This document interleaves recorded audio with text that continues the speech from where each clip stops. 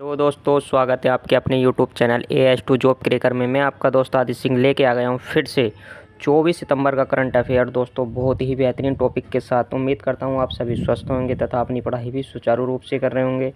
दोस्तों, देर न करते हुए आइए शुरुआत करते हैं अपने यूट्यूब चैनल से, जो कि 23 सितंबर का करंट अफेयर लेकर आया हूँ। दोस्तों, जिसने हमारा चैनल सब्सक्राइब नहीं किया वो पहले चैनल को सब्सक्राइब करें तथा हमारी बेस्ट वीडियो पाने के लिए और बेस्ट टॉपिक पाने के लिए बेल आइकन दबाना न भूलें, ताकि आने वाली वीडियो आपसे कोई भी वंचित न रहे, ताकि आप भी वंचित न रहे और अपने नोट्स भी सुचारू रूप से बनाते रहें। तो दोस्तों आइए शुरुआत करते हैं अपने पहले क्वेश्चन से, जो कि 24 सितंबर का करंट अफेयर का क्वेश्चन है। दोस्तों, पहला क्वेश्चन है, सितंबर 2025 में दादा साहब फाल्के पुरस्कार 2023 से किसे सम्मानित किया गया।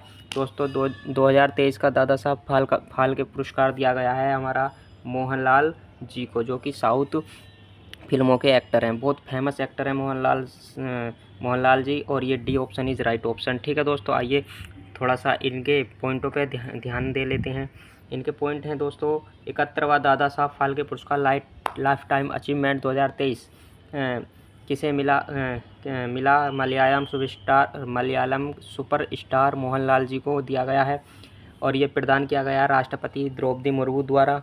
ठीक है दोस्तों, पुरस्कार की प्रकृति, यह सिनेमा जगत में देश का सर्वोच्च सम्मान है। ठीक है दोस्तों, 70वां Dada Saheb Phalke life time achievement पुरस्कार 2022 में दिया गया था मिथुन चक्रवर्ती जी को, और 69वां दादा साहब लाइफ टाइम पुरस्कार 2021 का दिया गया था वहीदा रहमान जी को। ठीक है दोस्तों, वेरी वेरी इंपॉर्टेंट क्वेश्चन थे। आइए चलते हैं थोड़े से और पुरस्कारों की बात कर लेते हैं। वेरी वेरी इंपॉर्टेंट पुरस्कार और सम्मान 2025 के रिलेटेड हैं। विश्व खाद्य पुरस्कार 2025 मारियांगेला हंगरिया को दिया गया है। 34वां सरस्वती सम्मान पुरस्कार 2025 भद्रेश दास जी को दिया गया है। एवल 2025 पुरस्कार मसाकी काशी बारा को दिया गया है।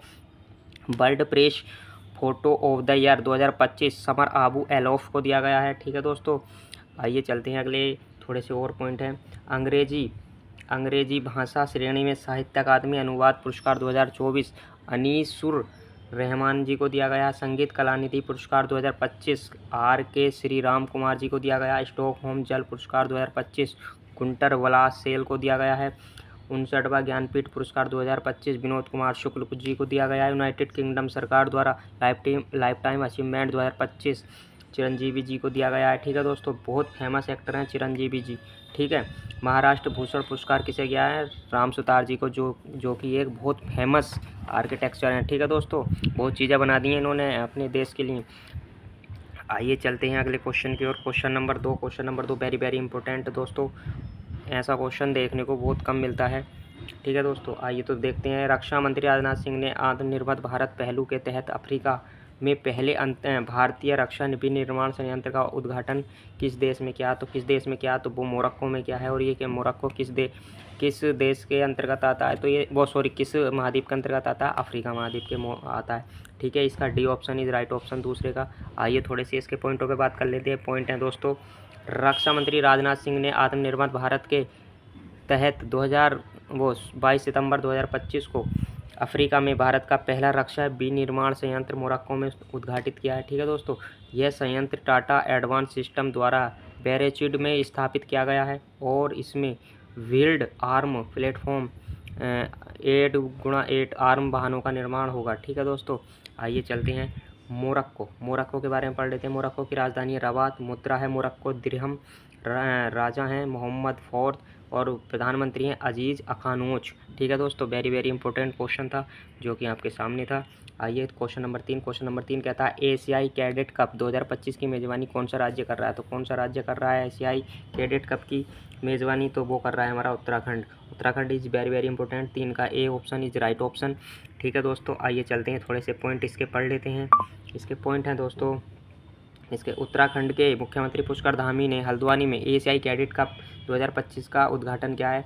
हल्द्वानी में क्या है और किसने किया है, पुष्कर धामी जी ने किया है। यह प्रतियोगिता में फेंसिंग एसोसिएशन ऑफ इंडिया द्वारा आयोजित इंदिरा गांधी अंतर्राष्ट्रीय खेल स्टेडियम नई दिल्ली में आयोजित की जा रही है। यह भारत में आयोजित पहली अंतर्राष्ट्रीय तलवारबाजी प्रतियोगिता है, जिसमें 250 से अधिक एथलीट भाग ले रही हैं तलवारबाजी प्रतियोगिता, और जो कि भारत में पहली बार आयोजित हो रही है। ठीक है दोस्तों, वेरी वेरी इंपॉर्टेंट क्वेश्चन था। आइए question number 4 is very very important. 4 कहता है दोस्तों, अंतर्राष्ट्रीय सांकेतिक भाषा दिवस कब मनाया गया? Very very important. ठीक है दोस्तों, वेरी वेरी इंपॉर्टेंट। ठीक है, अंतर्राष्ट्रीय सांकेतिक भाषा दिवस मनाया गया 23 सितंबर, यानी D option is right option. आइए चलते हैं क्वेश्चन नंबर के पॉइंटों पर। क्वेश्चन नंबर 4 के पॉइंटों पर कुछ हैं। तिथि, अंतर्राष्ट्रीय सांकेतिक भाषा दिवस हर साल 23 सितंबर को मनाया जाता है। हर साल 23 सितंबर को मनाया जाता है। ठीक है, उद्देश्य है बधिर लोगों के मानवाधिकार की प्राप्ति के लिए सांकेतिक भाषाओं और वाधिर संस्कृति के संरक्षण के बारे में जागरूकता बढ़ाना। ठीक है दोस्तों, चयन का कारण होता है 23 सितंबर को चुना गया क्योंकि इसी दिन 1951 में विश्व बधिर संघ की स्थापना हुई। किसकी हुई? विश्व बधिर संघ की स्थापना हुई थी। 2025 की थीम थी सांकेतिक भाषा अधिकारों को के बिना कोई मानवाधिकार नहीं। ठीक है, वेरी वेरी इंपॉर्टेंट थीम है।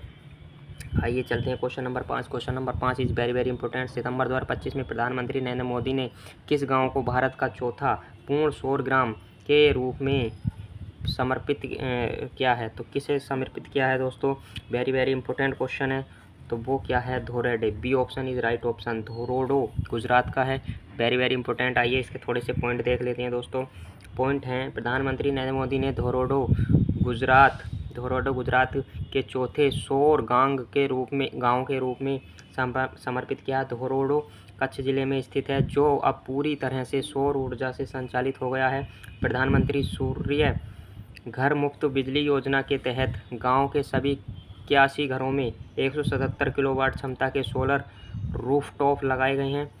ठीक है, गुजरात में धोरोडो से पहले ये 3 गांव की पूरी तरह से सौर ऊर्जा पर निर्भर हो चुके हैं। ठीक है दोस्तों, आइए देखते हैं अगले पॉइंट थोड़े से और।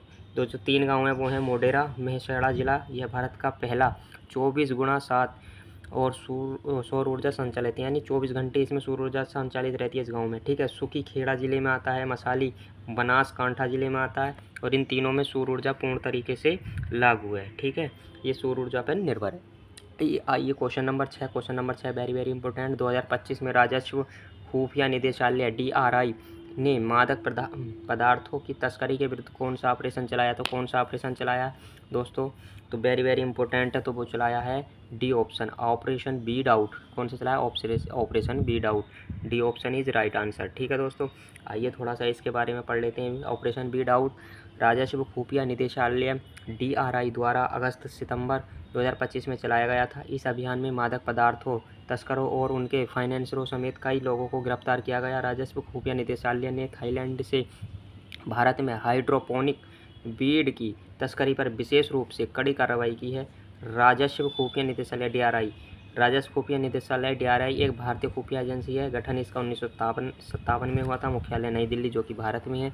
ठीक है दोस्तों, आइए question number 7। Question number 7 is very very important. 7 के लिए पढ़ते हैं। सितंबर 2025 में किस देश ने फिलिस्तीन को औपचारिक रूप से एक संप्रभु राष्ट्र के रूप में मान्यता दी है? फिलिस्तीन ने संप्रभु राष्ट्र के रूप में मान्यता दी है। तो किसने दी है? तो वो दी है ऑस्ट्रेलिया भी है, ब्रिटेन भी है, कनाडा भी है, पुर्तगाल भी है, यानी सारे के सारे सभी हैं। ठीक है, यानी ये ऑप्शन इज राइट ऑप्शन। ठीक है दोस्तों, आइए थोड़ा सा इसके बारे में पढ़ लेते हैं। थोड़े से पॉइंट हैं। ब्रिटेन, कनाडा, ऑस्ट्रेलिया और पुर्तगाल ने 21 सितंबर 2025 को फिलिस्तीन को औपचारिक रूप से एक संप्रभु राष्ट्र के रूप में मान्यता दी है। ठीक है, यह एक वैश्विक राजनीतिक कदम है जो गाज़ा संघर्ष और वेस्ट बैंक में इजरायली बस्तियों के बढ़ते निर्माण के बीच आया है। ठीक है दोस्तों, फिलिस्तीन के बारे में पढ़ लेते हैं। फिलिस्तीन को औपचारिक रूप से 2 मुख्य क्षेत्रों में विभाजित किया गया, वेस्ट बैंक और गाज़ा पट्टी। ठीक है, राजधानी है इसकी फिलिस्तीन की यरूशलेम, सीमित मान्यता है इसकी। ठीक है, प्रशासनिक केंद्र है रामलल्ला। ठीक है दोस्तों, आइए चलते हैं अपने क्वेश्चन नंबर 8 की ओर। 8 is very very important. 8 question number is very very important. Busan अंतर्राष्ट्रीय फिल्म महोत्सव में फेस ऑफ एशिया पुरस्कार से किस भारतीय अभिनेत्री को सम्मानित किया गया? तो किस भारतीय अभिनेत्री को सम्मानित किया गया? तो दोस्तों वो किया गया हुमा कुरैशी जी को, यानी C option is right option. ठीक है, थोड़े से आइए पॉइंट पढ़ लेते हैं इसके बारे में। अभिनेत्री हुमा कुरैशी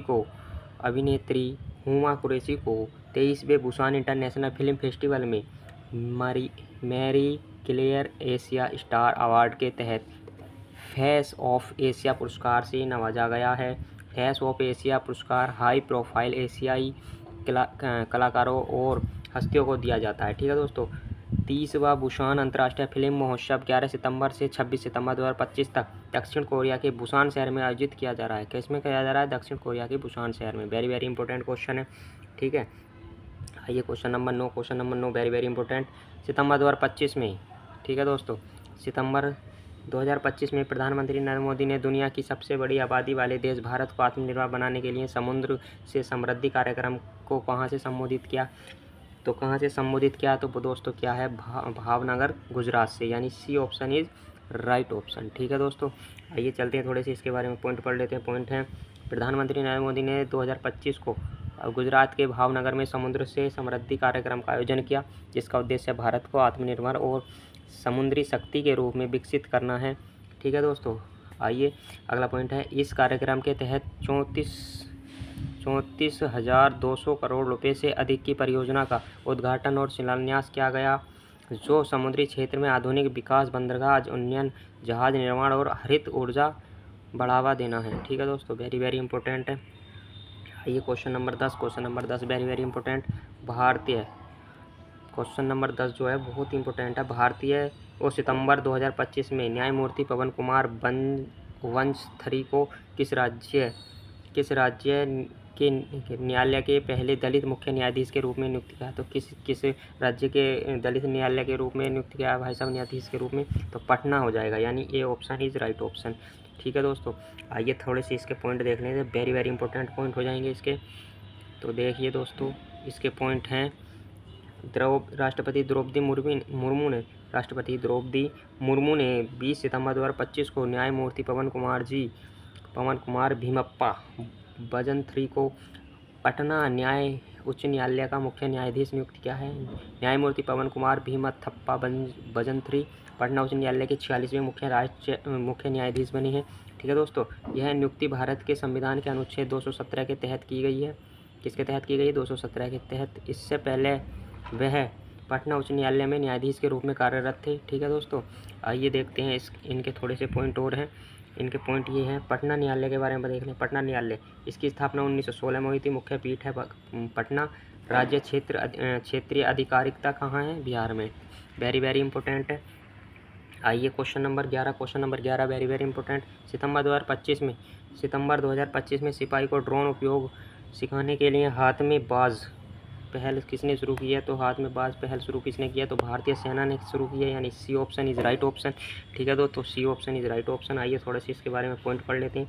पॉइंट हो जाएंगे, हाथ में बाज, पॉइंट है इसका, हाथ में बाज भारतीय सेना की एक नई पहल है, जिसमें हर सैनिक को हथियार के साथ ड्रोन चलाने का प्रशिक्षण दिया जाएगा। ठीक है, इसका उद्देश्य आधुनिक युद्ध में ड्रोन की बढ़ती भूमिका को ध्यान में रखते हुए प्रत्येक सैनिक की युद्ध क्षमता को बढ़ाना है। दोस्तों, आज का करंट अफेयर इतना ही था। 11 क्वेश्चन बहुत इंपॉर्टेंट क्वेश्चन सारे के सारे टॉपिक के साथ हैं और वेरी वेरी इंपॉर्टेंट टॉपिक के साथ हैं। उम्मीद करता हूँ आप सभी को हमारी क्लास अच्छी लगी होगी। अच्छी लगी हो तो लाइक करें, कमेंट करें, शेयर करें तथा अपने दोस्तों से चैनल को सब्सक्राइब करें। ठीक है दोस्तों, मिलते हैं जल्दी अगली क्लास में और आज के लिए इतना ही काफ़ी। ठीक है दोस्तों, जय हिंद, जय भारत।